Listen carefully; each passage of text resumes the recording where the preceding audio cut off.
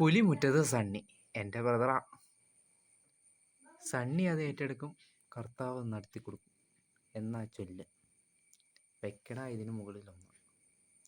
ശരിക്കും പറഞ്ഞാൽ ബാബാൻ്റെ ഒരു കിടിലം വില്ലൻ വേഷം. കാരണം ഒരുപാട് വില്ലൻ വേഷങ്ങൾ ചെയ്തിട്ടുണ്ട് അദ്ദേഹം. അതായത് പൂവിന് പുതിയ തന്നെ അതിൽ 5 റിമേക്കുകളിൽ പുള്ളി തന്നെയായിരുന്നു വില്ലൻ. പക്ഷേ അത് എടുത്ത് നോക്കുക, പക്ഷെ പുലിമുറ്റിൽ സണ്ണി എല്ലാവരും ഡിഫറെൻ്റാണ്. അയാളുടെ ഒരു വാക്കുകൾ, അയാളുടെ നടപ്പം, ചങ്കൂറ്റം, ഇതൊക്കെ തന്നെ നായകൻ ഒരു 100 പടി മേലെയായിരുന്നു. സിദ്ദീഖും ജയറാം ഉത്തമൻ എന്ന സിനിമയ്ക്കകത്ത് സൈഡായി പോയാൽ തോന്നി. കാരണം ഏകദേശം ഒരു പകുതി മുക്കാലും കഴിഞ്ഞാണ് എത്തുന്നത്. പക്ഷെ ആ എൻട്രി ഒന്നൊന്നര വരവായിരുന്നു. അടിപൊളി വില്ലൻ പുലിമുറ്റത്ത് സണ്ണി തോമസ്. അതിന് വയ്ക്കാൻ വേറൊരു വില്ലൻ ഇല്ല.